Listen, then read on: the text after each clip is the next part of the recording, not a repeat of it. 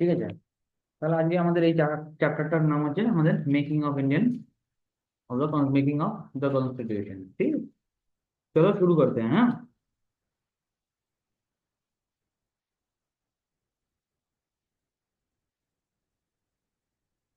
तो देखो,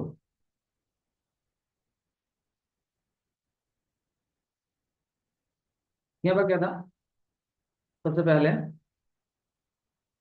1922 में, ठीक है, 1922 में बोला गया है कि महात्मा गांधी एक डिमांड महात्मा गांधी ने सबके सामने रखा था। क्या डिमांड रखा था कि इंडिया पॉलिटिकल डेस्टिनी, ठीक है, इंडिया का जो पॉलिटिकल डेस्टिनी है शुड बी डिटरमाइंड, निर्धारण करेगा। ठीक है, कौन करेगा? इंडियंस देमसेल्व्स, मतलब भारतीयों के द्वारा ही भारत का भविष्य, राजनीतिक भविष्य निर्धारण किया जाएगा। क्या बोला मैंने?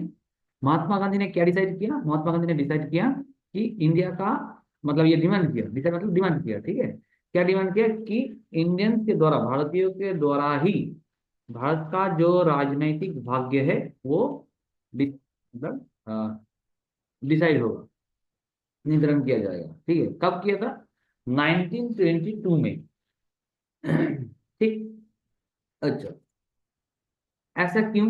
अब 1922 में ही ऐसा क्यों लिया था? हम लोगों ने अ, पिछले क्लास में देखा था कि एक एक एक्ट था जिसमें कि हम लोगों ने देखा अ, कि 1919 में एक आइन लागू किया गया। क्या, कौन सा आइन लागू किया गया था? गवर्नमेंट ऑफ इंडिया एक्ट 1919 वाला। जिसमें हम लोगों ने क्या देखा था? जिसमें हम लोगों ने देखा था कि ब्रिटिश गवर्नमेंट चाहता था एक अच्छा कानून लाना, ठीक है, इस और इसको 1921 में इन्फोर्स किया गया था। ठीक है, लेकिन ये भारत के लोग को जो डिमांड था उसमें खड़ा उतरा नहीं। और गांधी जी ने उस टाइम पे क्या किया था? स्वराज का डिमांड किया था। ठीक है, अब अगर स्वराज चाहिए, ठीक है, स्वाधीनता चाहिए, तो मतलब स्वाधीनता के लिए पॉलिटिकल डेस्टिनी भी तो होना चाहिए। ठीक है, राजनीतिक चीजें भी तो चाहिए। इसीलिए तब महात्मा गांधी ने 1922 में एक डिमांड किया, politic India political destiny should be determined by the Indian themselves, ये वाला। इसके बाद क्या हुआ? एम इन रॉय, मानवेंद्र नाथ रॉय, ठीक है, फुल नेम है मानवेंद्र नाथ रॉय। 1934 में, 1934 में क्या है? उन्होंने एक आइडिया दिया। किस चीज का आइडिया दिया? ऑफ कॉन्स्टिट्यूएंट असेंबली का। कॉन्स्टिट्यूएंट असेंबली का एक आइडिया दिया पहली बार। कॉन्स्टिट्यूएंट असेंबली का आइडिया दिया था। किसने दिया था? मानवेंद्र नाथ रॉय ने। ठीक है, उसके बाद 1935 में Indian national Congress, Indian national Congress पहली बार, फर्स्ट टाइम, पहली बार ऑफिशियली, ठीक है, ऑफिशियली डिमांड किया। ऑफिशियली डिमांड किया, क्या डिमांड किया का? ऑफिशियली डिमांड किया कांग्रेस ने। ठीक है, कब? 1935 में। अब डिमांड किया, किसके पास डिमांड किया? तब भारत में शासन कौन करता था? अंग्रेजी लोग ही करते थे। तो ब्रिटिश गवर्नमेंट के पास जाहिर सी बात है, इन लोगों ने डिमांड किया। तो ब्रिटिश गवर्नमेंट ने क्या किया? अगस्त सफर के जरिए, ठीक है, अगस्त सफर के जरिए पहली बार इस डिमांड मान लिया गया ब्रिटिश गवर्नमेंट के द्वारा। ठीक है, अगस्त सफर के जरिए। अगस्त सफर कब था? 1940 में। इस अगस्त सफर के जरिए, তাহলে আমি কি বললাম আরেকবার বলে দিই। আমি বললাম 1922 সালে মহাত্মা গান্ধী বলছে একটা দাবি পেশ করলো। কি দাবি পেশ করেছে? না, ইন্ডিয়ার political destiny should be determined by the Indian themselves. ভারতের যে পলিত হবে ভারতীয়দের দ্বারাই নির্ধারিত হওয়া উচিত, ব্রিটিশদের দ্বারা না। কেন বলা হলো এই কথাটা? না, আমরা আগের দিন দেখেছিলাম, আগের দিন ক্লাসে দেখলাম যে গভর্নমেন্ট অফ ইন্ডিয়া অ্যাক্ট 1919, ঠিক আছে, ভারত শাসন আইন 1919-এ আমরা দেখলাম ব্রিটিশদের একটা মোটিভ ছিল যে আমরা একটা ভালো শাসন নিয়ে আসবো বা আইন নিয়ে আসবো। কি, এবং তার জন্য তারা এটা লটাকে এনফোর্স করলো কবে? না, 1921 সালে এনফোর্স করেছিল। বাট এটা কি ভারতের দ্বারা, ভারতের লোকেদের যে উম, চাহিদা ছিল সেটাকে পূরণ করতে পারেনি। যার ফলে প্রত্যেকে এই আইনটার উপরে নিরাশ হয়ে গেছিল এবং যার ফলে তখন আমরা দেখেছিলাম যে মহাত্মা গান্ধী ওই টাইমে বললো না আমাদের স্বরাজ চাই। স্বরাজ যখন চাইবো তাহলে তার জন্য তো পলিটিক্যাল একটা মানে আহ, যে তোমার পলিটিক্যাল জিনিস থাকতে হবে, তাই না? তো এই যে পলিটিক্যাল ডেস্টিনি, ভারতের যে রাজনৈতিক ভাগ্য, এই রাজনৈতিক ভাগ্য বলছে না ব্রিটিশদের দ্বারা নয়, ইন্ডিয়ানসদের দ্বারাই এটা নির্ধারণ করা হবে। এবং তার পরবর্তীকালে আমরা দেখব যে পূর্ণ স্বরাজ ডিক্লারেশন হয়েছিল 1929-এ। পূর্ণ স্বরাজ ডিক্লারেশন হয়েছিল 1929-এ, তোমার লাহোর সেশনে, কংগ্রেসের লাহোর সেশন অধিবেশনে, ঠিক আছে, পূর্ণ স্বরাজের ডিক্লারেশন। যাই হোক, তো সেখানে দাবি তুলেছিল পূর্ণ স্বরাজ। আচ্ছা, এরপরে হচ্ছে এম রয়, মানে মানবেন্দ্রনাথ রয়। এই মানবেন্দ্রনাথ রয় 1934-এ একটা আইডিয়া দিচ্ছে কি না, ভারতের গণপরিষদ তৈরি করা, কনস্টিটিউয়েন্ট অ্যাসেম্বলি তৈরি করা। প্রথমবার এই আইডিয়াটা কে দিল? মানবেন্দ্রনাথ, 1934-এ। এরপরে কি বলছে না 1935-এ বলছে ইন্ডিয়ান ন্যাশনাল কংগ্রেস, ভারতের জাতীয় যে কংগ্রেস ছিল, প্রথমবার অফিসিয়ালি তারা ডিমান্ড করছে ভারতের গণপরিষদে। এবং এই গণপরিষদের ডিমান্ড ছিল, তো প্রথমবার ইংরেজ গভর্নমেন্ট কিন্তু এটা মেনেও নিল। ঠিক আছে, কিসের মাধ্যমে মেনে নিল? না 1940 সালে আগস্ট অফারের মধ্যে দিয়ে আমাদের এই এটা মেনে নিল। বোঝা গেছে? সমাজ মে আয়া কিতনা দূর? ক্লিয়ার এটা? তো আমরা আগে যাব। क्लियर হয়েছে প্রত্যেকের? ঠিক। तो अब हम लोग आगे चलेंगे, ठीक है। अगस्त अपर तक समझ में आ गया हम लोगों को कि कॉन्स्टिट्यूएंट असेंबली को परमिशन मिल गया। अब देखो 1942 में अब परमिशन दे दिया तो ब्रिटिश लोग कुछ तो करेगा, है ना? तो 1942 में क्या हुआ, क्रिप्स मिशन भेजा गया भारत में। ठीक है, क्रिप्स मिशन भेजा गया, सर स्टैफोर्ड क्रिप्स के नेतृत्व में क्रिप्स मिशन भेजा गया। ये सर स्टैफोर्ड क्रिप्स कौन था? एक कैबिनेट मिनिस्टर था। ठीक है, कैबिनेट मिनिस्टर था जिसको इंडिया भेजा गया एक प्रपोजल लेकर, प्रपोजल के साथ भारत में भेजा गया। कैसा प्रपोजल था? Framing of independent concept to, मतलब द्वितीय विश्व युद्ध के खत्म होने के बाद भारत के लिए एक फ्री कॉन्स्टिट्यूशन बनाया जाएगा। ठीक है, भारत के लिए फ्री कॉन्स्टिट्यूशन कब बनाया जाएगा? वर्ल्ड वॉर 2 खत्म होने के बाद, ये इसमें बोला गया था। लेकिन क्या हुआ, मुस्लिम लीग जो था, मुस्लिम लीग ने क्या किया, इसको रिजेक्ट कर दिया। किसके लिए उन लोगों ने डिमांड किया कि भारत को 2 ऑटोनोमस स्टेट में डिवाइड करना होगा। बेसिस क्या था? कम्युनल लाइन, यानी कि सांप्रदायिक तरीके से भारत को 2 हिस्सों में बांटना पड़ेगा। और उसके अलावा इस दोनों के पास ही कॉन्स्टिट्यूएंट असेंबली होना ही चाहिए। ये मुस्लिम लीग का डिमांड हुआ था, जिसकी वजह से कोई भी पार्टी क्या हुआ, इस एग्रीमेंट में पहुंच ही नहीं पाया। मैंने बहुत सारा पार्टी ने हिस्सा लिया था, तो जिसकी वजह से कोई एग्रीमेंट हुआ ही नहीं। तो क्रिस मिशन जाहिर सी बात है फेल मार गया। ঠিক আছে, তো আমি কি বললাম আরেকবার বলে দিই। আমি কি বললাম, 1940 আগস্ট সফরের মধ্যে যে ব্রিটিশরা পারমিশন দিল, তো ব্রিটিশরা পারমিশন দিলে তো কিছু তো করতে হবে। তো এরা কি করলো, ব্রিটিশরা 1942 সালে ক্রিপস মিশন ভারতে পাঠালো। স্ট্যাফোর্ড ক্রিপসের মধ্যে দিয়ে পাঠালো, স্ট্যাফোর্ড ক্রিপসকে হেড করে পাঠালো। কে ছিল? ক্যাবিনেট মিনিস্টার ছিল। এরাটা কি নিয়ে একটা প্রপোজাল নিয়ে এলো, একটা প্রস্তাব নিয়ে এলো কি না, ওয়ার্ল্ড ওয়ার টু এর পরে ভারতের জন্য একটা সংবিধান তৈরি করা হবে, একটা স্বাধীন সংবিধান তৈরি করা হবে। কিন্তু কি হলো, মুসলিম লীগ এটাকে রিজেক্ট করে দিল। মুসলিম লীগের ডিমান্ড কি করলো না, সাম্প্রদায়িক ভিত্তিতে দুটো দেশ তৈরি করার কথা বলা হলো। এর ফলে কি হলো না, এর ফলে যতগুলো পার্টি ছিল তারা কি কোনো একটা এগ্রিমেন্টের মধ্যে আসতে পারলো না, যার ফলে এই যে ক্রিপস মিশন, এই ক্রিপস মিশন ব্যর্থ হয়ে গেল। ঠিক আছে, বোঝা গেছে? এবার আমরা আগে যাবো এটাতে। তো এরপরে একটা নেক্সট ট্রাই করা হলো সিমলা কনফারেন্স নিয়ে। ঠিক আছে, সিমলা কনফারেন্স। তো সিমলা কনফারেন্স কবে হলো? 1945 সালে আবার পাঠানো হলো, সিমলা কনফারেন্স অ্যারেঞ্জ করা হলো। এই অ্যারেঞ্জ কে করলো দেখো, ওয়েভেল করলো। ওয়েভেল কে ছিল? তৎকালীন ভাইস রয় ইন্ডিয়াতে। ঠিক আছে, ওয়েভেল ছিল ভাইস রয়, এবং তার সাথে সাথে কে ছিল, বাকিরা কারা ছিল না, মেজর পলিটিক্যাল পার্টি সবাই এটাতে অংশগ্রহণ করলো, মানে দুজন, এই দুই পক্ষ মিলে এই সিমলা কনফারেন্স করলো। এখানে ওয়েভেল একটা প্ল্যান দিচ্ছে, যেটাকে ওয়েভেল প্ল্যান বলা হয়। ওয়েভেল প্ল্যান কি দিচ্ছে? ওয়েভেল কি কি প্ল্যান দিল না, বলছে Indian self government to provide separate representation to Muslim. তো ইন্ডিয়াকে সেলফ গভর্নমেন্ট দিয়ে দেওয়া হবে এবং তার সাথে সাথে মুসলিমদের সেপারেট রিপ্রেজেন্টেশনের এখানে व्यवस्था करा হবে। ठीक है, सेपरेट रिप्रेजेंटेशन है व्यवस्था करा होगा। तो यहाँ पर ये टॉक भी फेल हो गया क्योंकि मुस्लिम लीग को तो अलग मुस्लिम लीग तो আলাদা দেশ ডিমান্ড করছিল, তো এটা ফেল মেরে গেল এটা। तो यहाँ पर मैंने क्या बोला कि सिमला कॉन्फ्रेंस का कब हुआ था 1945 में। किसने अरेंज किया था? वेवेल। वेवेल कौन था? वाइस रॉय था उस टाइम पे, ठीक है। और उसके साथ साथ जितने भी भारत का जितने भी पॉलिटिकल पार्टीज था ना, मेजर मेजर, उन सब ने मिलकर ये सिमला कॉन्फ्रेंस अरेंज किया था। तो वहां पर वेवेल ने एक प्लान दिया था जिसको वेवेल प्लान बोला जाता है। क्या बोला गया कि Indian self government to provide, self government to provide किया गया कि क्या प्रोवाइड किया जाएगा?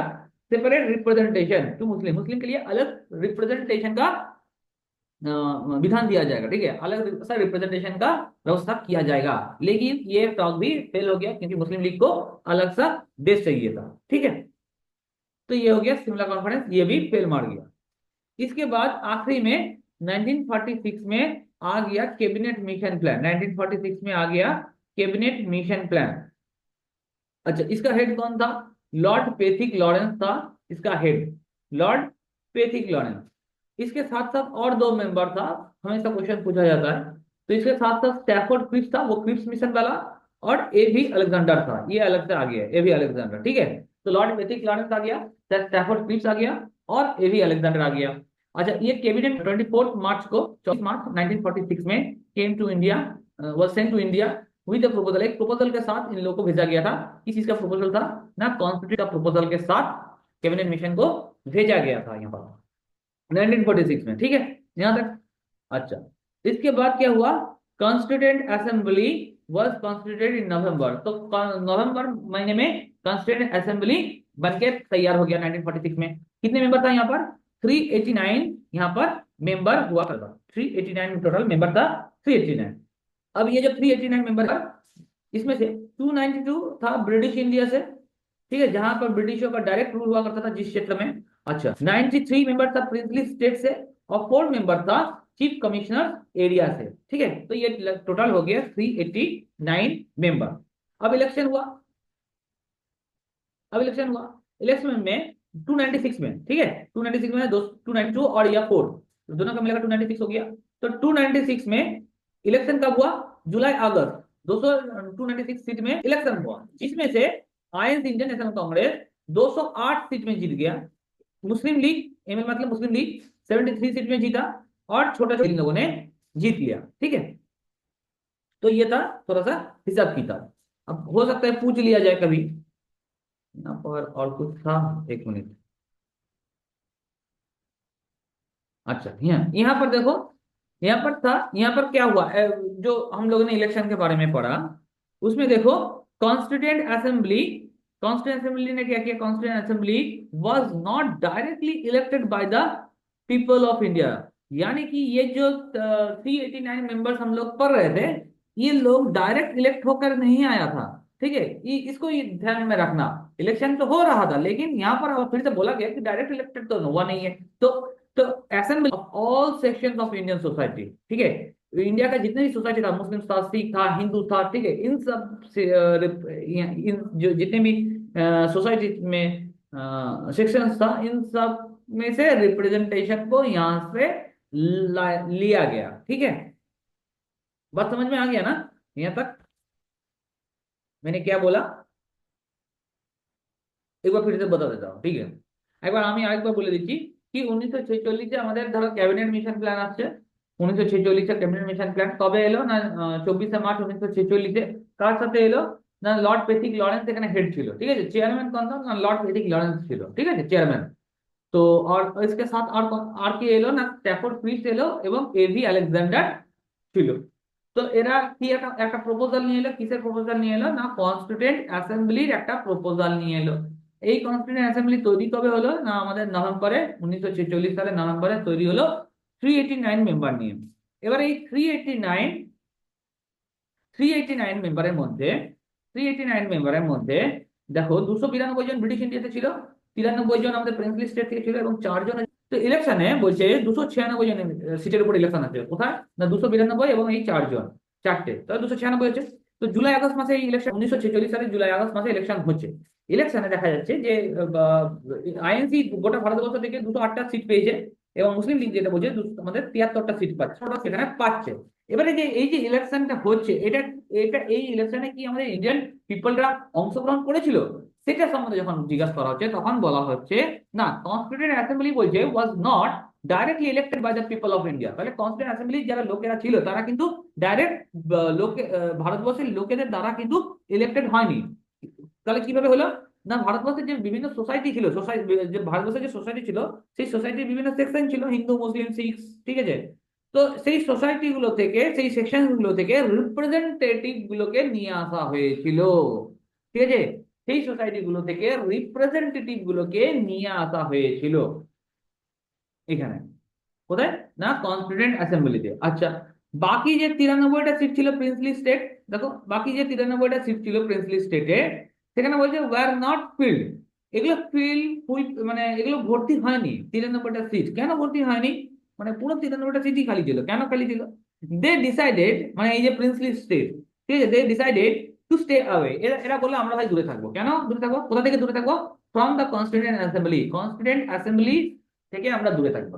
तो हम लोगों ने क्या देखा, इसलिए स्टेट था इस 90 में, सिर्फ में यहाँ पे कोई इलेक्शन का नॉमिनेशन हुआ ही नहीं, ये वर नॉट फिल्ड, ठीक है, ये फिल हुआ ही नहीं है। क्यों?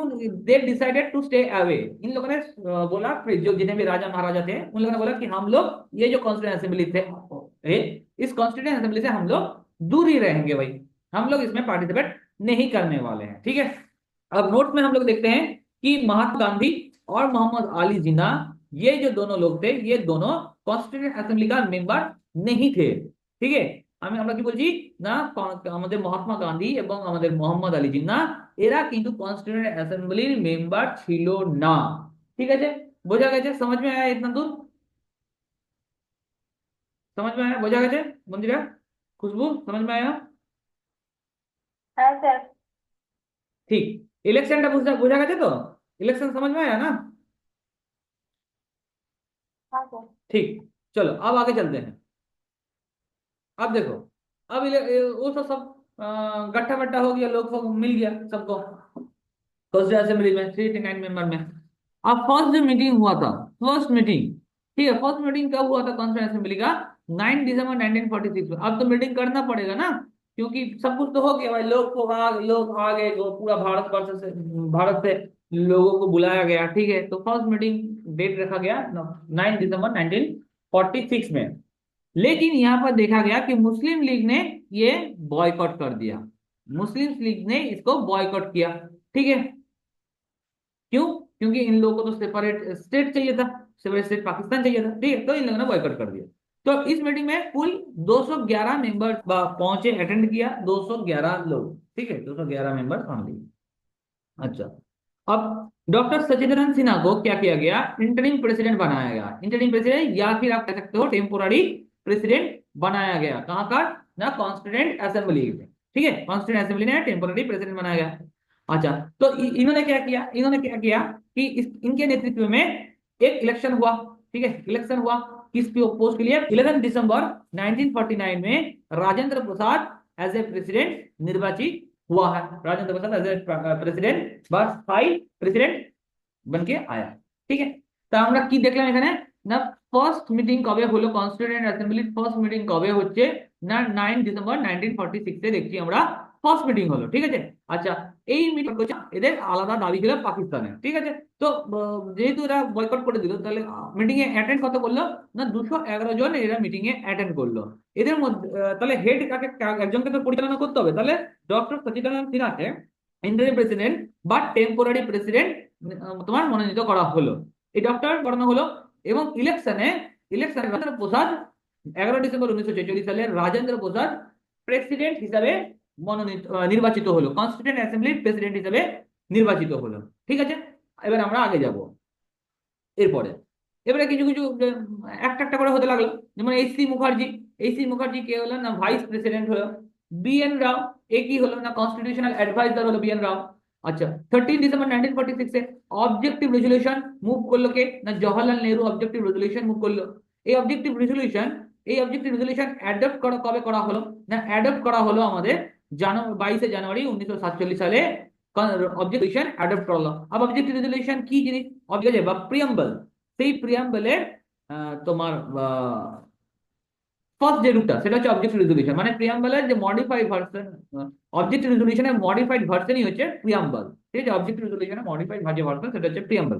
আচ্ছা, লর্ড মাউন্টব্যাটেন কে বলছে, লর্ড মাউন্টব্যাটেনকে গভর্নর জেনারেল পাঠানো হলো কার জায়গায়, ওয়েভেলের জায়গায়। ঠিক আছে, আগে ওয়েভেল ছিল, ভাইসরয় ছিল, তো ওয়েভেলের জায়গায় লর্ড মাউন্টব্যাটেন কি হচ্ছে না, একটা প্ল্যান নিয়ে ভারतवर्षে एलो। तो हम लोगों ने यहाँ क्या क्या देखा कि AC मुखर्जी वाइस प्रेसिडेंट बन गया, BN राव कॉन्स्टिट्यूशनल एडवाइजर बन गया। 13 दिसंबर 1946 में ऑब्जेक्टिव रेजोल्यूशन मूव किसने किया, जवाहरलाल नेहरू ने। और ये ऑब्जेक्टिव रेजोल्यूशन कब एडॉप्ट किया गया, तो 22 जनवरी 1947 में।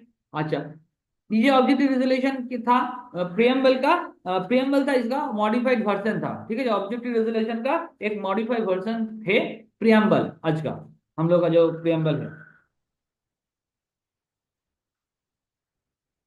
আচ্ছা, লর্ড মাউন্টব্যাটেন কি বলছে না, गवर्नर जनरल हुए আসছে कार, किसकी जगह पे लॉर्ड माउंटबेटन गवर्नर जनरल बन के आया, किसकी जगह पर, वेवेल की जगह पे। वेवेल हम लोगों ने देखा कि वाइसरॉय था। अच्छा, लॉर्ड माउंटबेटन एक प्लान के जरिए भारत में आया। ठीक है, लॉर्ड माउंटबेटन एक प्लान को लेकर भारत में आया। ठीक है, अब कौन सी प्लान को लेकर भारत में आया, चलो आगे देखते हैं। अरे एक बात कर रहे हो कितना बोल रहे थे। अच्छा, तो এখানে লর্ড माउंटबेटन किस प्लान के तहत आया ना, 3rd जून प्लान। 3rd जून प्लान, जिसको लॉर्ड माउंटबेटन प्लान भी कहा जाता है। क्या मतलब, डिवाइड करने के लिए।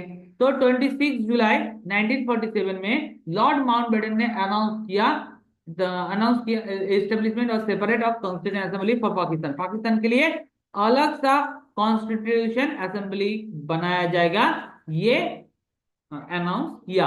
26 जनवरी 1947 में ये बनाया जाएगा। ठीक है। अच्छा, Indian independence bill was introduced by the British parliament 4 जुलाई 1947 में। तो 4 जुलाई 1947 में इंडियन इंडिपेंडेंस बिल इंट्रोड्यूस किया गया ब्रिटिश पार्लियामेंट में, और 18 जुलाई को 18 जुलाई 1947 में ये पास भी हो गया एज ए, अब बिल पास हुआ मतलब एक्ट बन गया। ठीक है, इंडियन इंडिपेंडेंस एक्ट बन गया। अब कॉन्स्टिट्यूशन असेंबली बहुत सारी चीजें अडॉप्ट किया गया, जैसे कि नेशनल फ्लैग अडॉप्ट किया गया, कॉन्स्टिट्यूशन को खुद अडॉप्ट किया गया भाई 26 नवंबर को, नेशनल एंथम अडॉप्ट किया गया, और नेशनल सॉन्ग भी अडॉप्ट किया गया। তাহলে আরেকবার বলে দিচ্ছি এখানে কি বললাম না, এই প্ল্যানটা বলছে মাউন্টব্যাটেন প্ল্যান বা 3rd জুন প্ল্যান। এই 3rd জুন প্ল্যান বা মাউন্টব্যাটেন প্ল্যানে কি বলা, তোমার দেশভাগের কথাটাই বলা হচ্ছে।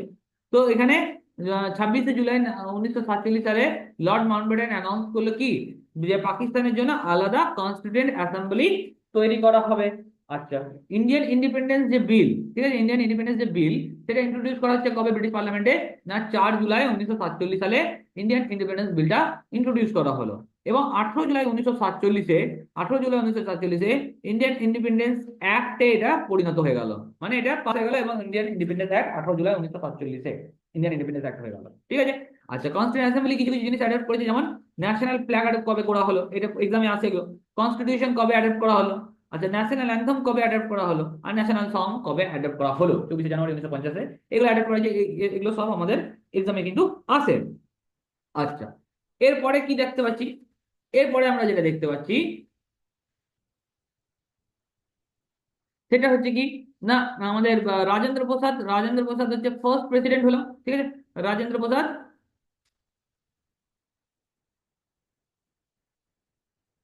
রাজেন্দ্র প্রসাদ আমাদের ফার্স্ট প্রেসিডেন্ট হচ্ছে আমাদের জানুয়ারি 24 জানুয়ারি 1950-তে। আচ্ছা, 24 জানুয়ারি 1950 হচ্ছে লাস্ট সেশন হলো constituent assembly. Assembly last session কবে, এটাও জিজ্ঞাসা করতে পারে, 24 জানুয়ারি 1950।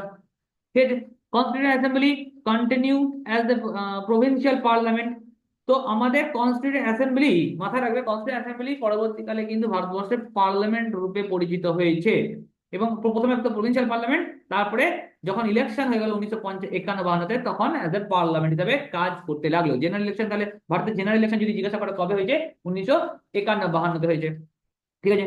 আচ্ছা, এখানে কিছু কিছু কমিটি আছে আমাদের। কনস্টিটিউশন অ্যাসেম্বলিতে 22টা টোটাল কমিটি ছিল, তার মধ্যে সবগুলো তো পড়ার দরকার নেই। তো কিছু কিছু আছে, যেমন স্টিয়ারিং কমিটির হেড ছিল Rajendra Prasad, rules of procedure কমিটির চেয়ারম্যান যে আছে সে হচ্ছে রাজেন্দ্র প্রসাদ, ড্রাফটিং কমিটির হেড হয়ে গেল বি আর আম্বেদকর, আমাদের ইউনিয়ন পাওয়ার কমিটির হেড হয়ে গেল Jawaharlal Nehru, committee on union কনস্টিটিউশনের চেয়ারম্যান আছে জওয়াহরলাল নেহরু, প্রভিশনাল কনস্টিটিউশন কমিটির চেয়ারম্যান আছে সর্দার প্যাটেল, কমিটি। আর এদিকে draft was prepare by B N Rao, যে হচ্ছে advisor advisor of the constituent assembly. तो यहाँ पर मैंने क्या बोला कि Rajendra Prasad first president elected हो गया 24 जनवरी 1950 को। 24 जनवरी 1950 হচ্ছে লাস্ট সেশন कॉन्स्टिट्यूंट असेंबली का, लास्ट सेशन। ये भी क्वेश्चन पूछा जाता है। जनरल इलेक्शन कब हुआ? 1951 से लेकर 52 में जनरल इलेक्शन हुआ, और कॉन्स्टिट्यूंट असेंबली इसके बाद एज ए पार्लियामेंट के रूप में काम करने लगा। अब कॉन्स्टिट्यूंट असेंबली में 22 कमेटी है। 22 कमेटी के बारे में तो मैंने बोल ही दिया कि स्टीयरिंग कमेटी का हेड कौन था, राजेंद्र प्रसाद, रूल्स और प्रोसीड्योर ऑफ कमेटी का chairman Rajendra Prasad, drafting committee chairman B R Ambedkar, union power কমিটির চেয়ারম্যান আছে Jawaharlal Nehru, committee on union কনস্টিটিউশনের চেয়ারম্যান আছে জওহরলাল নেহরু, প্রভিন্সিয়াল কনস্টিটিউশন কমিটির চেয়ারম্যান আছে সর্দার বল্লভভাই প্যাটেল বা Sardar Patel, committee on fundamental rights and minority head जरा है सरदार वल्लभ भाई पटेल, और ड्राफ्ट जो प्रिपेयर प्रिपेयर किसने किया था? बी एन राव ने। ठीक है।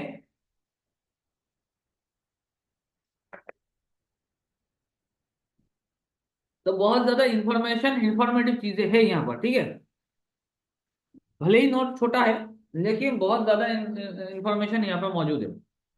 अच्छा, इसके बाद देखो फंडामेंटल राइट,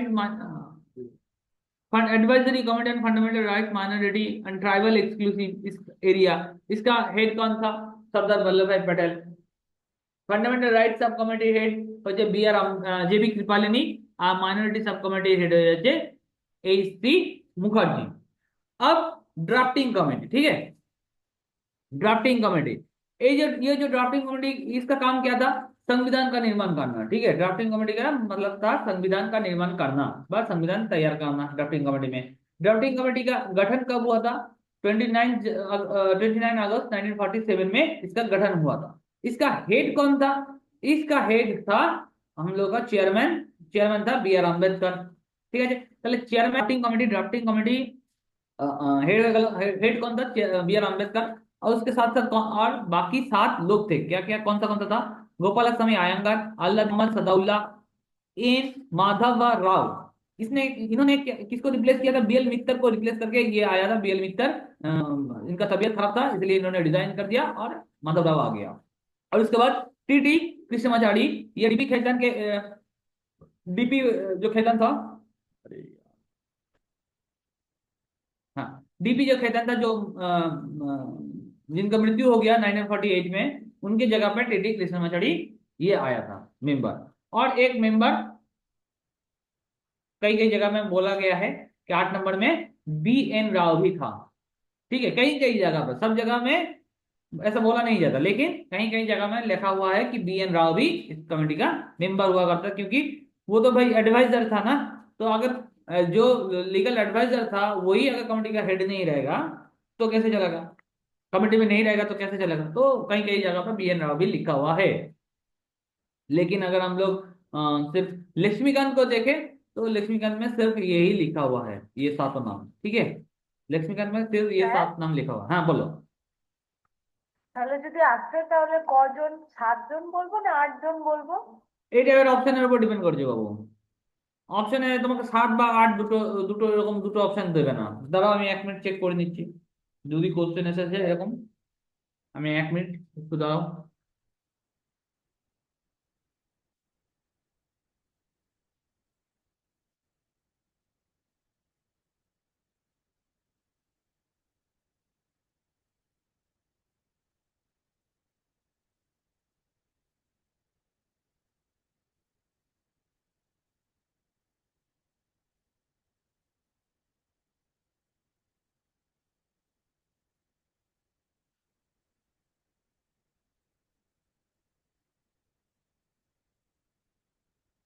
দেখো, এখানে একটা কোশ্চেন এসছে। আহ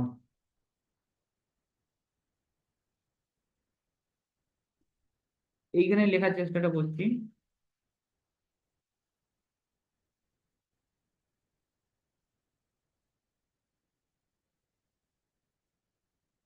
দাঁড়াও, এক মিনিট, হ্যাঁ।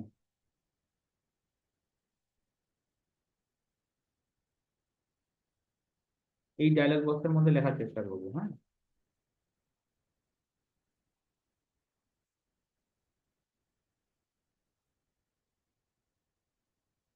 এটা করছিল।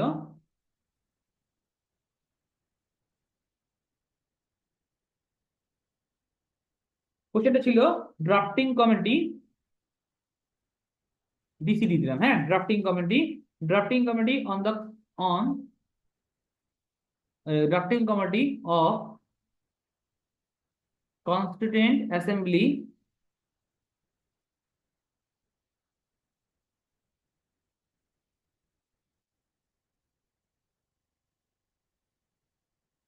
constituent assembly was consisted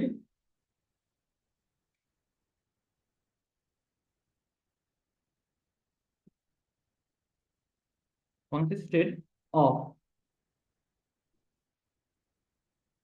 dash member. এই যে কোশ্চেনটা এসেছিল,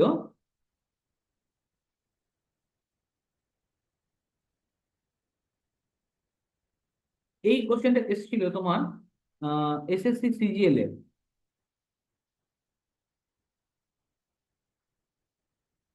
2021। ठीक है, ये क्वेश्चन आया 2021 में सीजीएल में। তো এইখানে যে অপশন গুলো ছিল, অপশন ছিল আমাদের 9, 2 নম্বর অপশন হচ্ছে 7, 3 নম্বর অপশন হচ্ছে 14, আর 4 নম্বর অপশন হচ্ছে 8। এখানে যেটা অ্যান্সার নেওয়া হয়েছে,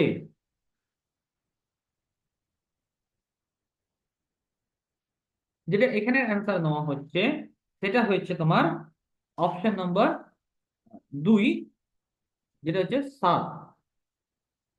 এটা হচ্ছে আনসার নেওয়া হয়নি।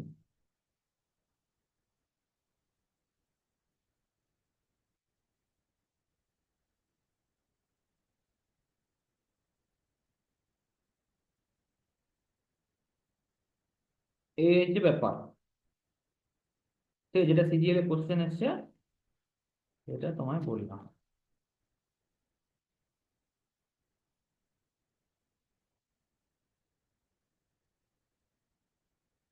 আচ্ছা, এইরকম কোশ্চেন তোমার আইবি তেও এসেছিল। এই কোশ্চেনটা, সেম কোশ্চেন তোমার আইবি তে এসছে। আইবি তে এসেছিল তোমার এটা 2023-এ, 23 মার্চ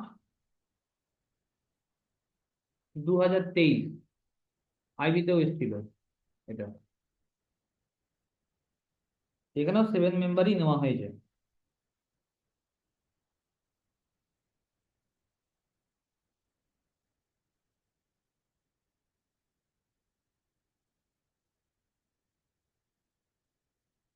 ঠিক আছে, তো সেই জন্য আমি ওটা টোটালটাই তোমাকে বলে দিলাম। ভালো হলো, তোমাদের কোশ্চেনটা দেখানো হয়ে গেল জায়গাটার মধ্যে।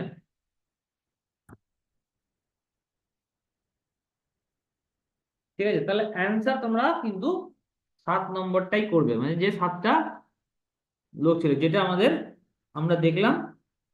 हम लोगों ने देखा क्या, 7 यहाँ पर लक्ष्मीकांत में 7 चीजें दिया हुआ है, 7 लोग दिया हुआ है, ठीक है। कहीं अब कहीं कहीं जगह पर बीएन राव भी ऐड किया गया था।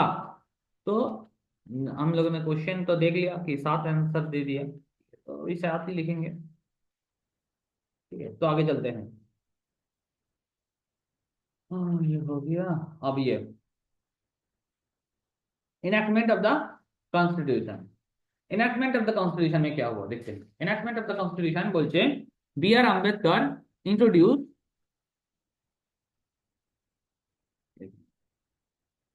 बी आर आम्बेडकर बोलছে इंट्रोड्यूस फाइनल। अच्छा, यहाँ पर एक चीजें है, एक मिनट। यहाँ पर है। अच्छा, ये ड्राफ्टिंग कमेटी हो गया। अब ड्राफ्टिंग कमेटी में संविधान तैयार हो गया। अब ड्राफ्टिंग कमेटी में फर्स्ट ड्राफ्ट देखो, ड्राफ्टिंग कमेटी में फर्स्ट ड्राफ्ट, फर्स्ट ड्राफ्ट कौन सा था देखो, एक के बाद एक है ड्राफ्टिंग कमेटी हुआ।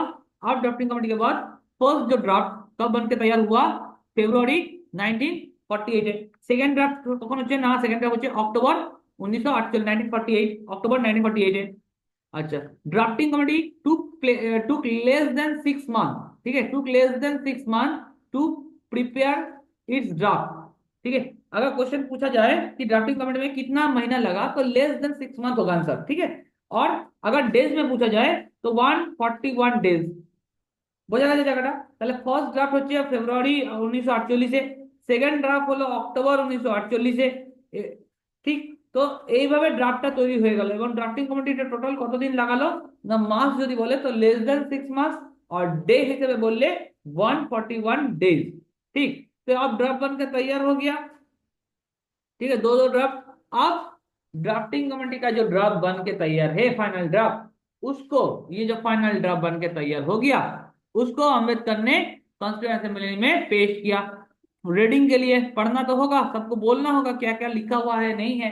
तो ये कब किया गया, 4 नवंबर 1948 को फर्स्ट रीडिंग लिया गया। ठीक है, अब सिर्फ जानकारी के लिए देख लो कि सेकेंड रीडिंग कब हुआ था। सेकेंड रीडिंग 17 अक्टूबर 1949 को हुआ था, और थर्ड रीडिंग 14 नवंबर 1949 को हुआ था। ठीक है, एक के बाद एक हुआ था। तो फर्स्ट रीडिंग 4 नवंबर, सेकेंड रीडिंग 17 अक्टूबर, 4 नवंबर 1948 को, सेकेंड रीडिंग हो गया 17 अक्टूबर 1949 को, और थर्ड रीडिंग हो गया 14 नवंबर, 14 नवंबर को हुआ था 1949 को। और उसके बाद देखो, उसके बाद 26 नवंबर 1949 को संविधान को एडॉप्ट कर लिया गया। फर्स्ट जब रीडिंग हुआ था 4 दिसंबर 1949 को, 4 नवंबर 1949 को, तो वहां जो डिस्कशन चला, उसमें जो डिस्कशन चला वो 5 दिन सिर्फ डिस्कशन चला। ठीक है, तो 9 नवंबर 1948 को वो डिस्कशन खत्म हो गया। मतलब फर्स्ट रीडिंग सिर्फ 5 दिन चला। ठीक है, फर्स्ट रीडिंग सिर्फ 5 दिन चला, और वो 9 नवंबर 1948 को खत्म हो गया। उसके बाद सेकेंड रीडिंग हुआ और थर्ड रीडिंग हुआ, और थर्ड रीडिंग के बाद 14 नवंबर को थर्ड रीडिंग हुआ, और 26 नवंबर को ये क्या हुआ, कॉन्स्टिट्यूंट कॉन्स्टिट्यूशन को एडॉप्ट कर लिया गया। किसके क्या क्या था इसमें उस टाइम पे, प्रियम्बल था, 395 आर्टिकल्स था, और 8 শিডিউল था। ठीक है, अच्छा, তো আমি এখানে কি কি বললাম, এনঅ্যাক্টমেন্ট অফ দ্য কনস্টিটিউশনে বললাম যে ফার্স্ট যে রিডিং হলো, ফাইনাল ড্রাফটটা যখন প্রথমবার ফাইনাল ড্রাফট আমাদের ড্রাফটিং কমিটিতে ফাইনাল ড্রাফট তৈরি হয়ে গেল, এবার ফাইনাল ড্রাফটটা কি করছে, আম্বেদকর কনস্টিটিউয়েন্ট অ্যাসেম্বলিতে গণপরিষদে পেশ করলো। তো গণপরিষদে যখন পেশ করছে, কবে পেশ করলো, 4 নভেম্বর 1948 প্রথমবার রিডিং এর জন্য পেশ করা হলো। এই প্রথম রিডিংটা যেটা 5 দিন চলেছিল, 5 দিন ধরে এটা পড়া হয়েছিল। ঠিক আছে, 9 নভেম্বর 1948 এটা রিডিংটা কমপ্লিট হয়েছে। এরপরে যে সেকেন্ড রিডিং শুরু হয় সেটা হচ্ছে 17 অক্টোবর 1949-এ, এবং থার্ড রিডিং যেটা হয় সেটা হচ্ছে 14 নভেম্বর 1949 সালে এই থার্ড রিডিং হয়। এবং থার্ড রিডিং যখন শেষ হচ্ছে 14 নভেম্বর 1949 পরে, তখন অ্যাডপ্ট করা হয়ে গেল 26 নভেম্বর 1949-এ কনস্টিটিউশন, ভারতের সংবিধান গ্রহণ করা হলো। কার দ্বারা গ্রহণ করা হলো, কনস্টিটিউয়েন্ট অ্যাসেম্বলি দ্বারা বা ভারতীয় গণপরিষদের দ্বারা এটা গ্রহণ করা হলো। এই গ্রহণ করার মধ্যে কি কি ছিল সংবিধানের মধ্যে ওই সময়, প্রিয়াম্বল ছিল, 395টা আর্টিকেল ছিল, এবং 8টা শিডিউল ছিল। এবারে আসছি এনফোর্সমেন্ট অফ দ্য কনস্টিটিউশন, এনফোর্সমেন্টের ক্ষেত্রে। ঠিক আছে, অ্যাডপ্ট তো করা হলো, এবার যেই দিন অ্যাডপ্ট করা হলো, ঠিক আছে, যেই দিন some provisions of the constitution পার্ডনিং, যেই দিন অ্যাডপ্ট করা হচ্ছে সেই দিনই দেখো কয়েকটা জিনিস তোমার গোটা দেশে চালু হয়ে গেল, মানে এনফোর্স হয়ে গেল সেই দিনই। আর এটা হচ্ছে মেইনস এর কোশ্চেন। ঠিক আছে, এটা হচ্ছে মেইনস এর মধ্যে কোশ্চেন আসবে কি রকম। আচ্ছা, কবে কবে চালু হলো, কি কি চালু হলো দেখি।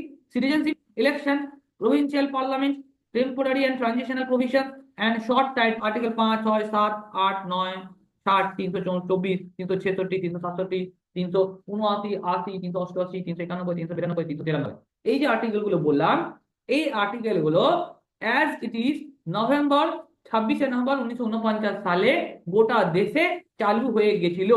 এবং বাকি যেটা পড়ে রইলো সেটা আমাদের চালু হচ্ছে 26 জানুয়ারি 1950। ঠিক আছে। এবারে এই যে ডেটটা বললাম আমি 26 জানুয়ারি 1950, এই ডেটটাকে ভালো করে খেয়াল রাখবে। এই ডেটটাকে কি বলা হচ্ছে? ডেট অফ ইটস কমেন্সমেন্ট, সংবিধান চালু হওয়ার দিন। ডেট অফ ইটস কমেন্সমেন্ট, এই ডেটটাকে কেন, এই ওয়ার্ডটা খেয়াল রাখবে, এই যে ওয়ার্ডটা বললাম ডেট অফ ইটস কমেন্সমেন্ট, এইটাকে খেয়াল রাখবে। তার কারণ হচ্ছে যখন আমরা সিটিজেনশিপ পড়বো না, তখন বারবার 26 জানুয়ারি 1950 আসবে না, তখন আসবে ডেট অফ ইটস কমেন্সমেন্ট। এই কথাটা আসবে, এই কথাটাকে সবসময় খেয়াল রাখবে, ডেট অফ ইটস কমেন্সমেন্ট। ঠিক আছে।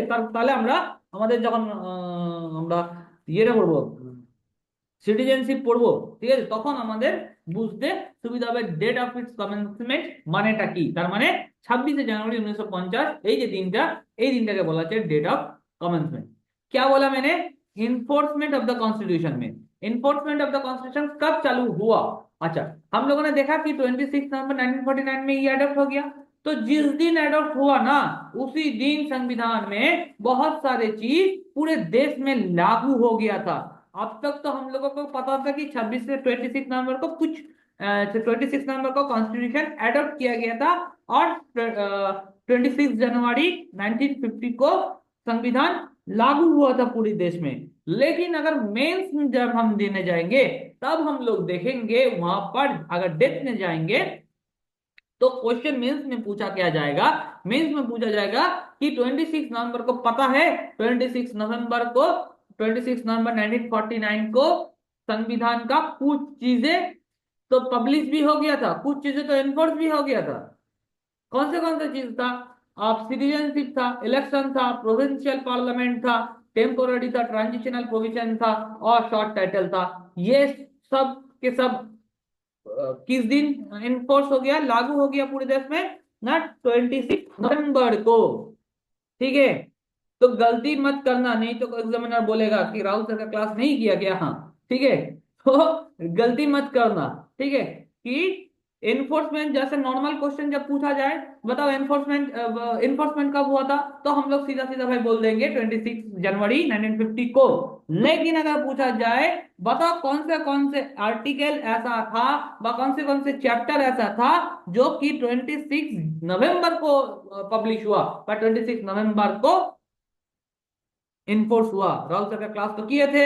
चलो बताओ कॉन्स्टिट्यूशन में कब ये चालू हुआ? तब तुम लोगों का आंसर आना चाहिए भाई सर सिटीजनशिप था, हम लोगों ने अच्छे से क्लास किया तो सिटीजनशिप हम लोगों को पता है, citizenship, election, provision parliament, temporary and transitional provision and short title, ये सब के सब 26 नवंबर को इन्फोर्स हो गया था पूरे देश में। और बाकी जितने भी चीजें था वो 26 जनवरी को 1950, 26 जनवरी 1950 को पूरे देश में लागू हुआ था।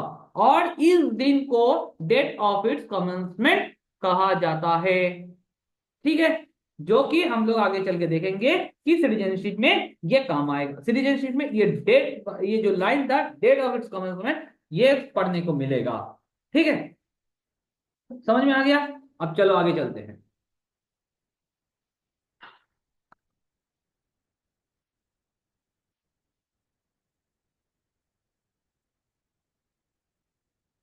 अब कुछ इंपॉर्टेंट फैक्ट्स। ठीक है, कुछ इंपॉर्टेंट फैक्ट्स, चलो देखते हैं कुछ इंपॉर्टेंट फैक्ट्स। जैसे कि एलिफेंट, ये जो एलिफेंट अडॉप्ट किया गया एज अ सिंबल के रूप में सिल के, तो ये कब हुआ? तो कॉन्स्टिट्यूशन में हुआ था, द कॉन्स्टिट्यूशन असेंबली में एलिफेंट को अडॉप्ट किया गया एज अ सिंबल हिसाब से। ठीक है। बी एन राव, ये तो हम लोगों ने देख ही लिया, B N Rau constitutional adviser था। एच वी आर आयंगर, ये था secretary of the to the constitution assembly. S N Mukherjee, ये चीफ ड्राफ्टमैन था कॉन्स्टिट्यूशन का। प्रेम बिहारी नारायण रायजादा, ठीक है, ये जो रायजादा था ये कैलीग्राफर था, इंडियन कॉन्स्टिट्यूशन का कैलीग्राफर किया था। ठीक है। अच्छा, ओरिजिनल कॉन्स्टिट्यूशन हैंड रिटन था, किस में लिखा गया? वो भी इटैलिक स्टाइल में। ठीक है, वो भी इटैलिक स्टाइल में हाथों से लिखा गया था। अच्छा, original version was beautified and decorated by the artist, किसके था? कि नंदलाल बोस और बेवर राम मनोहर सिन्हा, ये दोनों के द्वारा कॉन्स्टिट्यूशन को डेकोरेट किया गया और सजाया गुछा गया। ठीक है। तो इंपॉर्टेंट फैक्ट আমরা কি দেখলাম? এলিফ্যান্ট কনস্টিটিউশন অ্যাসেম্বলিতে সিম্বল হিসেবে এলিফ্যান্ট অ্যাড করা হলো। এসএন বিএন রাও হচ্ছে কনস্টিটিউশন অ্যাডভাইজার। আয়ঙ্গার আমরা দেখলাম secretary to the constitution assembly. SN Mukherjee হচ্ছে চিফ ড্রাফটসম্যান। প্রেম বিহারী নারায়ণ রায়দাদা হচ্ছে আমাদের ক্যালিগ্রাফার বা ইন্ডিয়ান কনস্টিটিউশন, আচ্ছা ইন্ডিয়ান কনস্টিটিউশনের ক্যালিগ্রাফার এবং হ্যান্ড রিটেন ইটালিক স্টাইলে ইনি লিখেছিলেন। আর অরিজিনাল যে ভার্সনটা ছিল সেটাকে সাজানো গুছানো এটা কে করেছে, আমাদের নন্দলাল বোস এবং আমাদের রাম মনোহর সিনহা। ঠিক আছে, এটা হচ্ছে আমাদের ইম্পর্টেন্ট ফ্যাক্টস। अच्छा, Hindi text of Indian of the constitution, Hindi text of the Indian constitution. अब थोड़ा सा ये भी देखना पड़ेगा हिंदी टेक्स्ट। ओरिजिनली बोल रहा है कि originally the constitution of India, मतलब भारत के संविधान में ओरिजिनली में did not make any provision, अब कोई किसी तरह की कोई प्रोविजन था नहीं with respect to the authoritative text of the constitution, constitution में हिंदी लैंग्वेज में होगा ऐसा कोई प्रावधान नहीं था। मतलब मैंने क्या बोला, कॉन्स्टिट्यूशन में जो टेक्स्ट है वो हिंदी लैंग्वेज में होगा ऐसा कहीं पे प्रावधान नहीं था। बाद में क्या हुआ, बाद में 58 कॉन्स्टिट्यूशनल अमेंडमेंट के द्वारा, 58 कॉन्स्टिट्यूशनल अमेंडमेंट के द्वारा ये ऐड किया गया।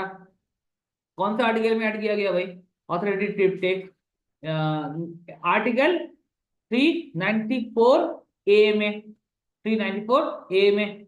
ठीक है, अच्छा अब एकदम लास्ट पार्ट में, पार्ट कौन सा था, पार्ट था 22 वाला।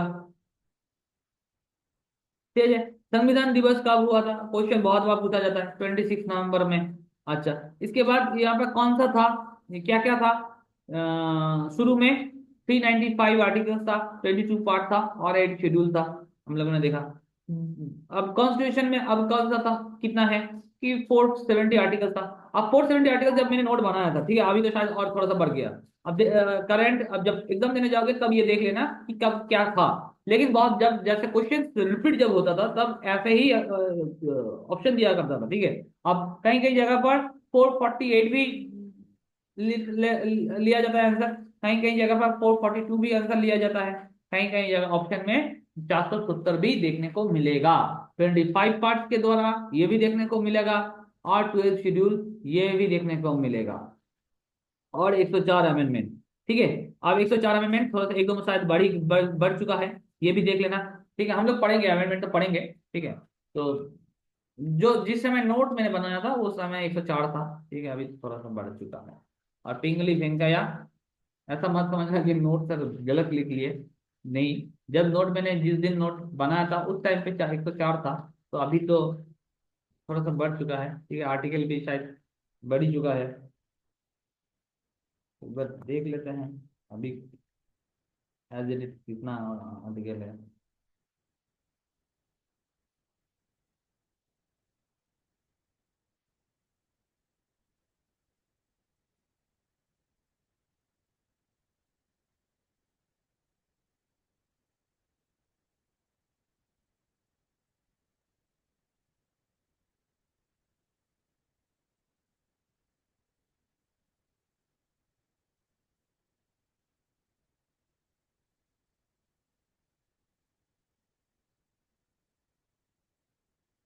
आज देखो यहाँ पर भी 448 दे रहा है अभी भी।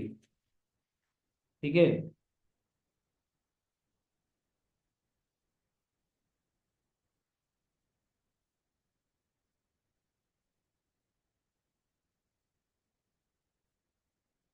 তো 448টা আর্টিকেল এখনো এরকমই দেখাচ্ছে। ঠিক আছে, তো আমি ওই জন্য বললাম যে कहीं कहीं जगह पर 448 ऑप्शन होगा, कहीं कहीं जगह पर 442 ऑप्शन में रहेगा, कहीं कहीं जगह पर 470 रहेगा। तो ये देख के देना आंसर। ठीक है, ऐसा ही नहीं कि चलो दे देते हैं, ऐसा नहीं, देख लेना ऑप्शन में कौन सा, इन तीनों में से कौन सा है।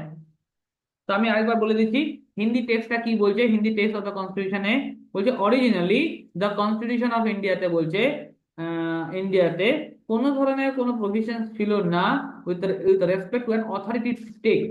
সংবিধানে যে যে লেখাটা থাকবে হিন্দি ল্যাঙ্গুয়েজে, সংবিধানে হিন্দি ল্যাঙ্গুয়েজে লেখাটা থাকবে সেটা সম্পর্কে কোনো প্রভিশন কিন্তু আগে ছিল না। পরবর্তীকালে 58তম সংবিধান সংশোধনের মাধ্যমে এটা কিন্তু অ্যাড করা হয়েছে। কোথায় অ্যাড করা হয়েছে, 394 আর্টিকেল নাম্বার 394 এতে অ্যাড। সংবিধান দিবস কবে পালন করা হয়, 26শে নভেম্বর 1949 সংবিধান পালন করা হয়, সংবিধান দিবস পালন করা হয়। শুরুতে কত ছিল? 395 আর্টিকেল, 22টা পার্ট এবং 8টা শিডিউল ছিল সংবিধানে। বর্তমানে কতগুলো আছে? এবার বর্তমানে কতগুলো আছে, কোথাও কোথাও 448টা অপশন, যখন এক্সামে কোশ্চেন আসবে তখন কোথাও কোথাও 448টা দেয়, কোথাও 442টা, কোথাও 470টা। ঠিক আছে, তো অপশন হিসাবে দেখে তবে এটা করবে। 25 পার্ট দেয়, 12 শিডিউল দেয়, আর 104টা অ্যামেন্ডমেন্ট। এটা হবে একবার অ্যামেন্ডমেন্টটা বেড়েছে নাকি। আচ্ছা, এরপরে হচ্ছে পিঙ্গালি ভেঙ্কায়া। পিঙ্গালি ভেঙ্কায়া বলছে ন্যাশনাল ফ্ল্যাগ আমাদের ডিসকভার করেছে, ডিজাইন করেছে। ঠিক আছে, তো এটা মনে রাখবে সবসময়। আচ্ছা, তো এখানে হয়েছে এটা চ্যাপ্টারটা শেষ। ঠিক আছে, এখানে এই চ্যাপ্টারটা আমাদের আজকে শেষ হচ্ছে। টোটাল দুটো চ্যাপ্টার। ঠিক আছে, টোটাল দুটো চ্যাপ্টার হলো এখানে, দুটো চ্যাপ্টাर कंप्लीट হলো। এই দুটো চ্যাপ্টার তোমরা तुम लोग ये दो चैप्टर जो था ये